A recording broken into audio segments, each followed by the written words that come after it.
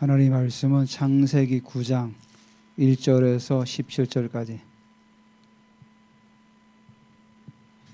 창세기 9장 1절에서 17절까지.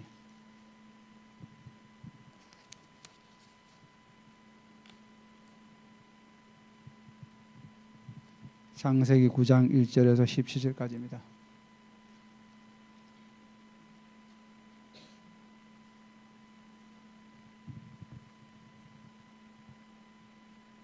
제가 1절, 여러분 2절 교독합니다. 하나님이 노아와 그 아들들에게 복을 주시며 그들에게 이르시되 생육하고 번성하여 땅에 충만하라.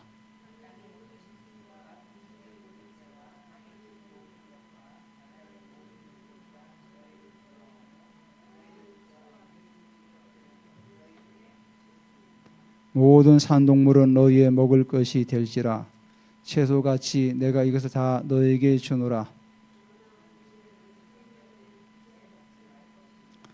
내가 반드시 너희의 피고 너희의 생명의 피를 찾으리니 짐승이면 그 짐승에게서, 사람이나 사람이 형제면 그에게서 그의 생명을 찾으리라.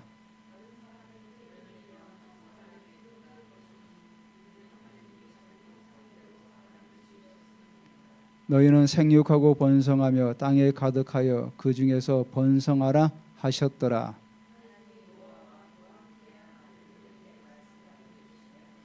내가 내 언약을 너희와 너희 후손과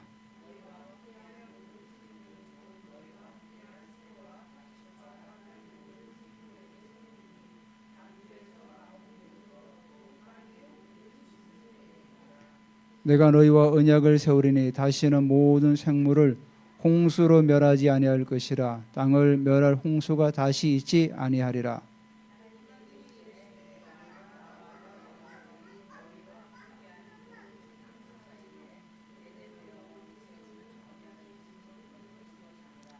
내가 내 무지개를 구름 속에 두었나니 이것이 나와 세상 사이의 언약의 증거니라.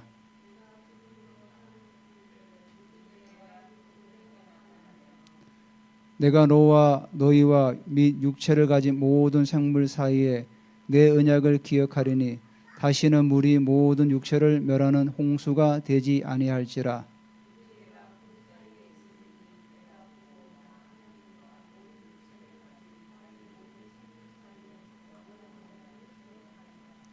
하나님이 노아에게 또 이르시되 내가 나와 땅에 있는 모든 생물 사이에 세운 언약의 증거가 이것이라 하셨더라. 아멘. 오늘 그 주님의 무지개란 제목을 가지고 또 한번 우리가 같이 말씀을 나누려고 합니다. 우리가 방주에 있는 시간이 1년 17일 동안, 방주에 있는 시간 동안 그 사람들이, 방주에 있는 8명의 사람들이 하나님 앞에서 믿음으로 있었던 거죠. 이 홍수가 언제 끝날 것인가, 이 땅이 언제 마를 것인가, 그들이 고민했지만 그들에게는 하나님밖에 바라볼 수 없는 환경이었던 거죠. 그러니까 방주에 창문은 없었어요. 옆에 있는 창문은 없어요. 그러니까 밖을 볼 수 있는 유일한 창문이 천정에 뚫려 있는 거 하나밖에 없었던 거죠. 그래서 방주에 있는 시간 동안도 하나님께 시선을 고정하고 하나님의 음성을 들으며 살 수밖에 없었던 거죠. 우리가 때로는 이 땅을 살아가면서 터널을 지날 때가 있고 또 이 터널이 언제 끝날까 정말 그럴 때가 있지 않습니까? 그럴 때 우리의 시선이 하나님을 바라보면서 나아갈 때 그 시간들을 우리가 이겨낼 수가 있다는 사실입니다. 예수님께서 십자가에 죽으시고 그들이 떠났을 때 3일간의 시간이 있었지 않습니까? 그 다음에 부활하셔서 그들 앞에 나타났지만 제자들이 어떻게 합니까? 다 고향으로 내려가죠. 고향에 내려가서 갈릴리 바다에서 물고기를 잡고 있죠. 그들이 이제 자기들의 아들은 스승이 십자가에 무참하게 죽어버리니까 더 이상 소망이 없으니까 어떻게 합니까? 다 각자 고향으로 내려가게 되죠. 고향에 내려가서 우리 물고기나 잡아야 되겠다. 그러니까 나도 가겠다. 뭐 해서 다 갈릴리 바다에 나가서 물고기를 잡죠. 새벽에 이슬이 맞도록 물고기를 열심히 잡았지만은 물고기는 한 마리도 잡히지 않았죠. 그때 예수님께서 오셨죠. 그물을 오른편에 던져라. 그래서 153마리가 잡혔는데 그물이 찢어지지 아니하였더라. 그랬어요. 그때도 그들은 주님을 몰랐죠. 근데 나중에 보니까 주님이 그걸 알고 물가에 나와가지고 예수님께서 조반을 준비하지 않았습니까? 그들이 그 모든 이 터널이 언제 끝날 건가? 우리가 따르던 스승이 무참하게 십자가에 죽어버렸는데 우리는 이제 어디에 소망을 두고 살아갈까 할 때 그때 예수님께서 갈릴리 바다에 오셔서 그들을 만나 주셨던 거죠. 그때 그들의 모든 의문은 풀려지고 그들이 인생의 해답을 찾을 수 있었다는 사실입니다. 마찬가지로 노아도 하나님께 대한 시선을 고정시키지 않았다면 아마도 그 1년 17일이라는 시간 속에서 어쩌면 정신병자가 되어서 나올 수 있었다는 사실이죠. 근데 그 8명 모두는 한 명도 정신 이상자가 없이 다 방주에서 나올 수가 있었다는 사실입니다. 자, 방주에 나와가지고 노아가 제일 먼저 한 일이 뭡니까? 1년 17일 동안 목욕을 못했으니까 강에 가서 샤워를 했습니까? 아니면은 맨날 마른 풀만 떴다가 이제 나왔으니까 좀 맛있는 거 한번 먹어보자 하고 했습니까? 그렇지 않았어요. 하나님께 예배를 먼저 드렸죠. 단을 쌓고 하나님께 예배를 드렸더라. 예배를 쌓은 다음에 하나님 앞에 온전히 드는 거죠. 우리가 한 주 한 주를 살아가는 데 있어서 한 주의 그 예배가 너무나 중요한 거죠. 우리가 이 한 주 예배를 놓쳐버리면은 우리 일주일을 다 망쳐버리는 거예요. 그래서 이 예배 시간 1시간이 너무나도 중요하다는 거예요. 세상 사람들은 상관없어요. 세상 사람들은 어차피 세상의 양육 강식의 법칙에 따라서 먹고 살면 살아가는 사람들이니까 그들은 전혀 개의치가 않아요. 하지만 우리 신앙인은 한 주의 예배를 놓쳐버리면 일주일을 다 망쳐버리는 거예요. 그러니까 노아가 제일 먼저 나와서 한 일이 그거예요. 내가 당장 무엇을 먹을까, 무엇을 입을까, 내가 뭘 할까가 아니라 하나님께 예배하는 생활을 먼저 시작했다는 거예요. 그래서 그 냄새, 그 예배를 드릴 때 그 향기가 하나님께서 흠양하셨다 그래. 사실 짐승을 태운 냄새는 역겨워요. 근데 노아의 그 중심의 삶을 하나님께서 받으신 거죠. 하나님께서 노아가 하나님 앞에서 믿음으로 예배드리는 그 삶을 하나님께서 받으신 거죠. 자, 오늘 본문에 들어갑니다. 하나님이 노아와 그 아들들에게 복을 주시며 그래서 복을 주셨다. 복을 주셨다. 자, 우리가 만약에 하나님께서 우리에게 복을 주시지 않았다면 우리는 짐승처럼 살아야 되는 거죠. 잡아먹고 배고프면 잡아먹고 또 잠이 오면은 잠 자고 이런 삶을 살아가야 돼. 하나님께서 우리에게 복을 주셨다는 거예요. 시편 1편에 보니까 복 있는 사람은 이렇게 정해요. 악인의 길을 따르지 않고 죄인의 길에 서지 않고 오만한 자리에 앉지 않으며. 그러면 뭐라고 하죠? 오직 여호와의 율법을 즐거워하며 그 율법을 주야로 묵상하는 자다. 자, 복 있는 사람의 정의를 이렇게 내려요. 하나님께서 우리에게 복을 주시기 때문에 우리는 복 있는 사람이라는 거죠. 자, 복 있는 사람은 그러면 어떻게 살아가느냐? 처음에 뭐죠? 악인의 꾀를 따르지 아니한다. 악인은 뭐죠? 하나님 없이 살아가는 사람들. 하나님 없이 살아가는 사람들의 그 꾀, 모략이라죠. 모략. 그 모략을 따르지 않는다는 거죠. 여기도 보면 점진적으로 나아갑니다. 그 다음에 뭐라고 하죠? 죄인들은 그 말대로 죄를 지은 사람, 이 세상의 모든 사람은 죄인이죠. 그 죄인들의 길에 서지 않는다. 자, 처음에는 모략을 만약에 따라가다 보면은 반드시 죄인의 길에 선다는 거예요. 선 다음에 나면 뭐라고 하죠? 오만한 자리에 앉는다는 거예요. 오만한 자리는 대놓고 하나님을 비방하는 사람들이. 그 비방하는 사람들에 앉는다는 거예요. 앉는다. 히브리어가 야사부가 거주한다 이런 뜻이 있어요. 처음에는 악인의 꾀에 모략을 따라가다가 나중엔 죄인의 길에 서다가 나중에는 오만한 자리에 앉아가지고 거기에 주저앉아 버리는 거예요. 이번에 파리 올림픽 때 그 예수님의 마지막 최후의 만찬을 빗대가지고 동성연애자 막 이런 걸 세워나잖아요. 이게 얼마나 이 프랑스가 타락했으면 그 올림픽에 다른 것도 아니고 세계인들이 다 보는 올림픽에 그런 모습을 보였다는 거예요. 그만큼 이 시대가 타락하고 있다는 걸 보여주고 있는 거죠. 어떤 분은 유튜브에 쇼츠에 그랬더라고요. 만약에 모슬렘을 만약에 그렇게 비하했다면 난리 났을 거다. 테러가 일어나고 수많은 사람이 죽었을 거다. 그만큼 기독교를 만만하게 보고 욕하고 있다는 거죠. 얼마나 우리 기독교가 세상에 힘이 없으면 대놓고 모욕하고 있다는 사실이에요. 그러니까 악인의 꾀를 따르고 처음에는 조금 얘기 들어보면 돌아보자. 악인의 꾀를 따르고 나중에 죄인의 길에 서고 나중에는 오만한 자리에 앉아가지고 그렇게 살아간다는 거예요. 근데 복 있는 사람은 그렇게 살아가면 안 된다는 거예요. 악인의 꾀를 따르지 말고 죄인의 길에 서지도 말고 오만한 자리에 앉지도 말라는 거예요. 그러면서 뭐라고죠? 여호와 율법을 실과 율법이라는 토라가 야라에서 나온 동사예요. 야라가 뭐냐면 어떤 물건이나 화살을 던져가지고 그 물건을 지시하는 거예요. 저기 저 물건이 있으니까 가져와. 그런 식으로 바로 그런 거예요. 방향을 제시한다는 거예요. 방향을. 하나님의 말씀은 우리의 삶의 방향을 제시한다는 거예요. 우리가 이 땅을 살아가면서 우리의 삶의 방향이 세상의 논리가 아니지 않습니까? 하나님의 말씀이 우리의 삶의 방향이 되어야 되는 거예요.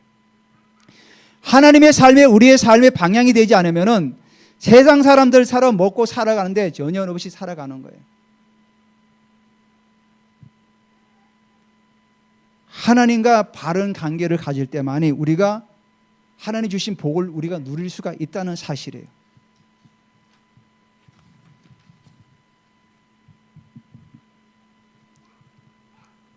하나님과의 바른 관계를 맺지 못하고 생육하고 번성하면 어떻게 됩니까? 하나님과의 바른 관계를 맺지 않고 생육하고 번성해 나가면 어떻게 됩니까? 결국은 먹고 사는 일에 매달려 살아갈 수밖에 없는 거죠. 그래서 우리의 삶의 목적이 생육하고 번성하는 데만 거기에 거쳐서는 안 된다는 거죠. 우리의 삶의 목표는 주님과 동행하는 것, 하나님 말씀을 쫓아서 행하고 그걸 실천해 나가는 삶. 하루에 한 개라도 내가 도전하고 거기 실천하면서 살아가는 거죠.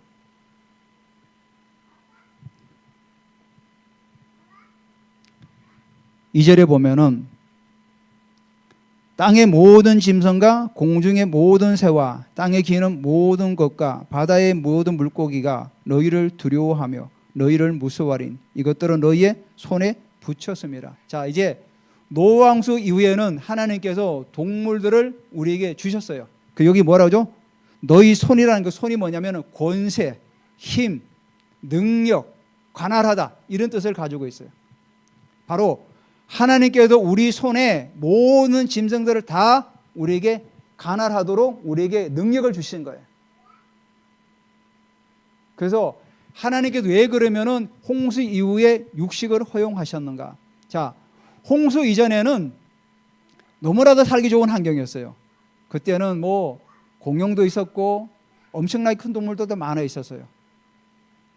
기후가 너무나 온화해가지고 살기가 너무나 좋았던 거죠. 우리가 지난번에 봤지만은 8장 22절에 뭐라 그럽니까? 여름과 겨울과 낮과 밤이 쉬지 아니하리라. 그 이전에는 겨울이 없었고 여름이 없었다는 거예요. 근데 홍수 이후부터는 여름과 겨울과 낮과 밤과 추위와 더위가 계속해서 온다는 거예요. 왜? 이제는 대기층에 있던 그 물이 다 쏟아져 내려왔기 때문에. 그래서 그때부터 인간의 수명은 단축되기 시작하죠. 그래서 하나님께서 육식을 이제 허용하신 거예요. 육식을 허용하신 거예요. 그래서 하나님께서 알아서 미리 이제는 육식을 먹어라. 왜? 너희가 이 자외선, 그 대기권의 강한 그런 자외선을 받으면 이제는 힘이 없고 살아가는데 힘이 없기 때문에 육식을 해서 단백질을 채우라. 이렇게 말씀하신 거죠. 자, 우리가 여기서 우리가 신앙의 수준이 아까도 제가 생육하고 번성하라는 말씀을 드렸지만은 우리 신앙의 수준이 하나님을 믿는다고 하면서 먹고 사는 수준에 머물러 있는가? 우리 신앙 수준이 하나님을 믿는다고 하면서 맨날 먹고 사는 문제에만 매달려 있는가? 우리 여기서 뛰어넘어야 되겠죠. 교회를 10년 다니고 20년 다녀도 맨날 먹고 사는 그 부분에만 매달려 있다면 우리 뭐죠? 여전히 세상 사람과 똑같은 삶을 살아가고 있는 거죠. 예전에 어떤 분이 독립운동 하신 분이 남편이 죽었는데 그 부인이 인터뷰를 한 적이 있어요. 너무 가난하게 사니까 왜 이렇게 가난하게 삽니까? 좀 도움을 요청하지 않아 하면 좋지 않습니까? 그때 뭐라고 하는지 아십니까? 내 남편은 나라 독립을 위해서 싸우는 사람인데 내가 남편의 누를 끼치지 않기 위해서 나는 내가 조금 덜 먹고 덜 입어도 괜찮습니다. 왜? 남편에게 누를 끼치지 않기 위해서. 우리가 세상을 살아가면서 우리도 세상 사람들 앞에서 예수 그리스도의 누를 끼치는 사람이 되면 안 되죠. 야, 제 교회 다니는데 여전히 똑같아. 세상 사람이랑 먹고 사는 문제만 매달려 있어. 우리는 뛰어넘어야 되는 거죠. 뛰어넘어야 되는 거죠. 하나님께서 이 땅에 모든 걸 다 주셨어요. 공기도 주시고 햇볕도 주시고 물도 주시고 그래서 곡식이 자라고 동물들이 다 자라나는 거죠. 그렇지만 우리가 두 번째로 생각할 문제가 뭐냐면은 곡식을 심어서 그 거두기 위해서 누가 필요합니까? 농부의 그 땀이 필요하죠. 그래서 우리가 농부의 수고에 수고비를 드리는 거죠. 우리가 쌀을 20kg 사면 얼마를 주면은 그거는 왜 줍니까? 다 하나님께 주셨는데 그 농부가 열심히 밭을 갈고 논을 갈아가지고 심어서 결실을 거뒀기 때문에 농부의 수고비를 주는 거죠. 마찬가지로 우리가 고기를 먹는 것도 마찬가지죠.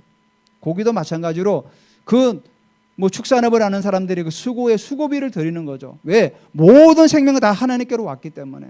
그래서 물론 우리는 이런 업에 종사하는 분들이 계시지 않지만은 이런 먹는 거 가지고 장난치면 안 된다는 거죠. 어떤 사람은 폭리를 취하려고 어떻게 합니까? 매점매석 해가지고 값이 오를 때 막 사들여가지고 참 값 쌀 때 사가지고 값이 오르니까 막 안 팔고 있다가 그런 폭리를 취하는 사람도 있지 않습니까? 바로 먹는 거 가지고 그렇게 하면 안 된다는 거죠. 그래서 우리가 믿음으로 살아가는 사람들은 하나님을 믿는다면서 먹고 사는 수준에 머물르면 안 되고 하나님 주신 경제관을 바르게 가지고 이 땅을 살아가야 될 그런 책임감이 있다는 거죠. 그리고 네 번째 뭐라고 합니다. 주님께서 모든 산동물은 너희의 먹을 것이라 채소가 된다 이렇게 말씀하시면서 4절에 뭐라면 그러나 고기를 그 생명되는 채 피채 먹지 말라 이렇게 말씀하고 있습니다. 뭐라고 말씀하고 있죠? 고기는 먹되 고기의 피는 먹지 말라는 거예요.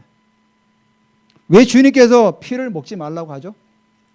우리가 나중에 이제 나가면 구약 시대 가면 그 피가 뭐가 됩니까? 피를 뿌리죠. 제단에.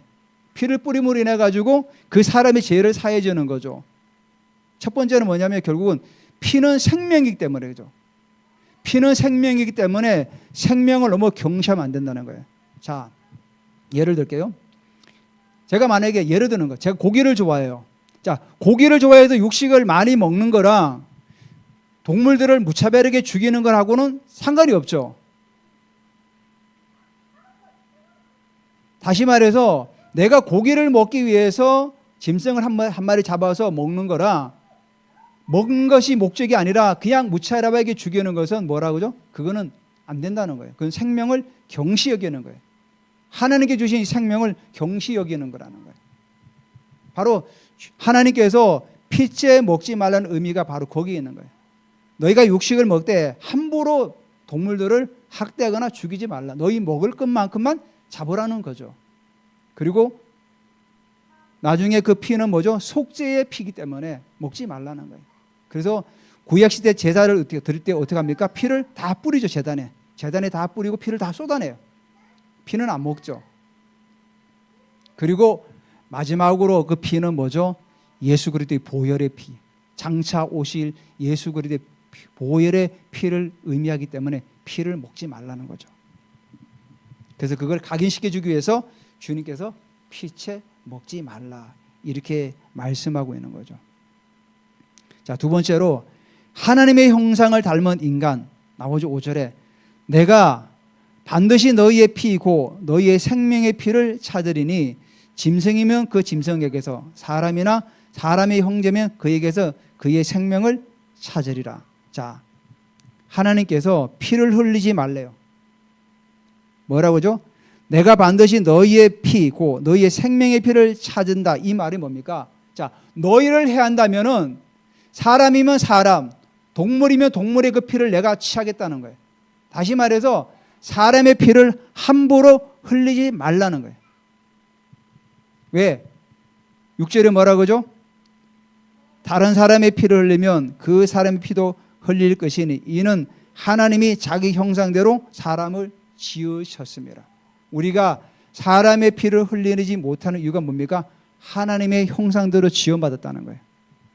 그래서 하나님의 형상대로 지음받은 인간이기 때문에 사람이 함부로 피를 흘리면 안 된다는 거예요. 우리나라가 김영삼 정부 이후부터는 사형이 거의 사형 제도가 지금 하지 않고 있어요. 다시 말해서 사형 제도가 거의 사문화되었어요. 성경에 분명히 뭐라고 말씀하고 있죠? 사람을 죽이면은 그 사람의 생명을 취하라고 그랬어요. 물론 예전에 군사 정부 때 억울하게 이제 사형 당한 사람들도 물론 있습니다. 하지만 지금은 그렇지가 않아요. 지금 억울하게 죽는 사람이 없어요. 재심도 있고 또 얼마나 요즘 변호사들이 발달돼 가지고 변호사 되면 오히려 사람을 죽여도 그냥 나오는 경우도 있어요. 그만큼 우리나라는 피의자 인권이 피해자 인권보다 더 중요시 여기는 나라야. 좀 이상한 나라가 됐어요. 일본만 해도 사람을 죽이려면 얼굴 다 보여줘요. TV 화면에. 근데 우리나라는 얼굴 다 가리죠. 막 모자 씌우고 뭐 마스크 두르고 해가지고.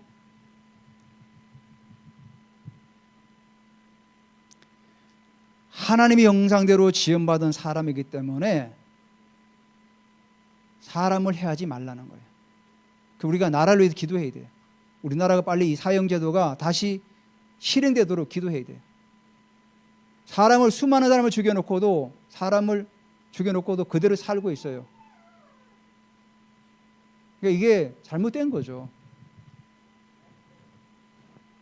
그러니까 생명에 대한 존중이 사라져 나가는 거예요. 생명에 대한 존중.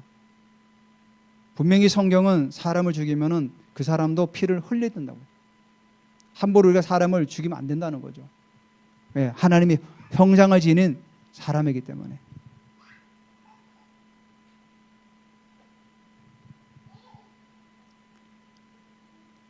그리고 8절 9절에 보면은 하나님이 노아와 그 함께한 아들들에게 말씀하여 이르시되, 자, 하나님께 처음에 누구에게 말씀하셨나요? 노아에게만 말씀하셨어요. 근데 8절에 뭐라고 하죠? 하나님이 노아와 그와 함께한 아들들에게도 말씀하셨다 그래요. 이제 하나님께서 노아에게만 말씀하신 것이 아니라 그 아들들에게도 말씀하셨다는 거예요. 이 말씀은 뭐죠? 가정 안에서 하나님의 말씀이 다음 세대에게 증거됐다는 증거예요. 하나님의 말씀이.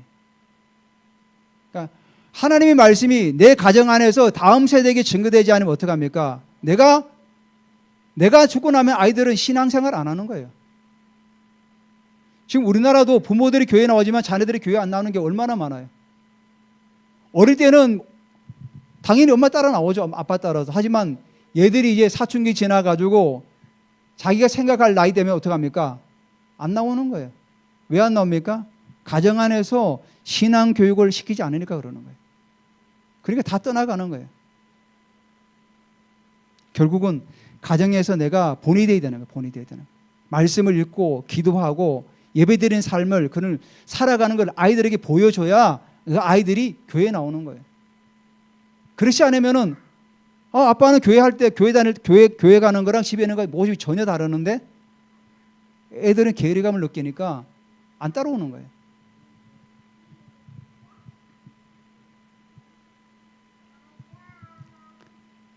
(10절에) 너희와 함께한 모든 생물고 너희와 함께한 새와 가축과 땅의 모든 생물에게 세우리니 방주에서 나온 모든 것고 땅의 모든 짐승에게니라. 자, 하나님께서 언약을 맺는데 사람하고도 언약을 맺지만 뭐라고 그러죠? 모든 생물하고 다 하나님께서 언약을 맺으세요. 그래서 내가 너희와 함께한 모든 생물고 너희와 함께한 새와 가축과 땅의 모든 생물에게 세우리니 방주에 난 모든 거고 땅의 모든 짐승에게라. 하나님께 세운 언약이라는 거예요.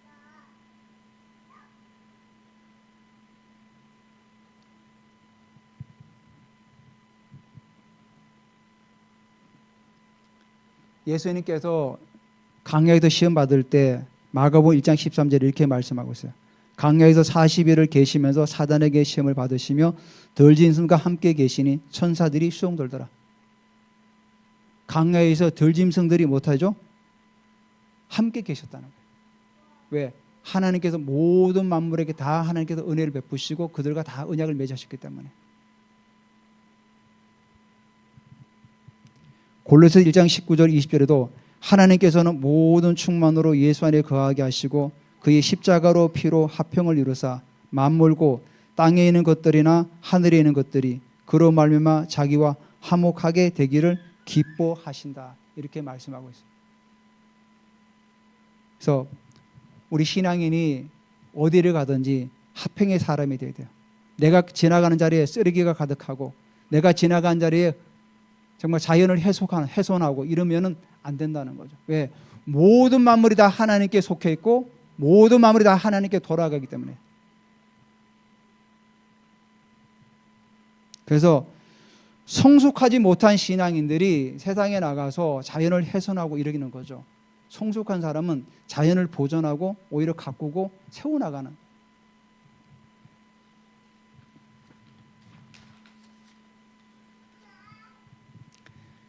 마지막으로 언약의 증거로 무지개를 주셨는데 12절 13절에 보면은 하나님이 이르시되 내가 나와 너희와 너희와 함께하는 모든 생물 사이에 대대로 영원히 세우는 언약의 증거는 이것이라.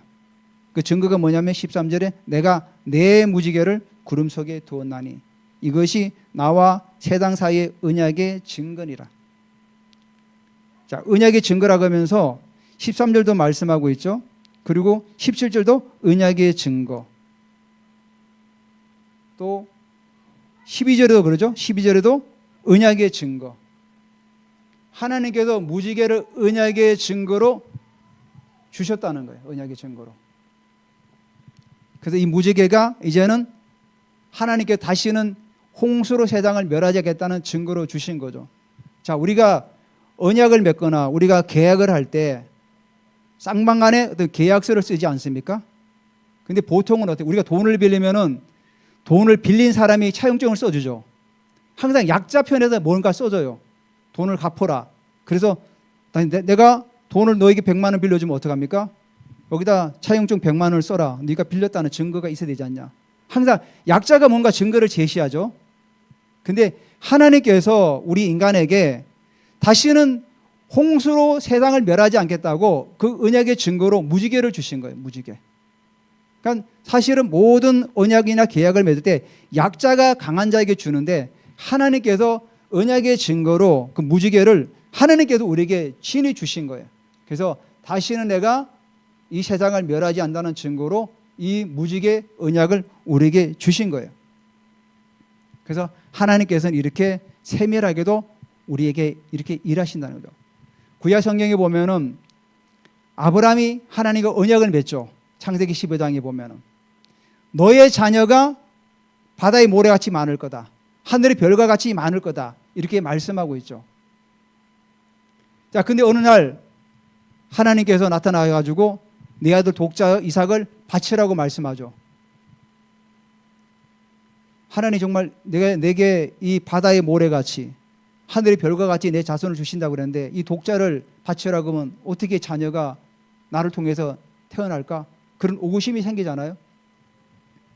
그래서 이삭을 데리고 모리아산으로 가지 않습니까? 하나님 지시한 땅으로 가는데 계속 생각했겠죠. 모리아산에 가면 하나님께서 말씀하지 않을까?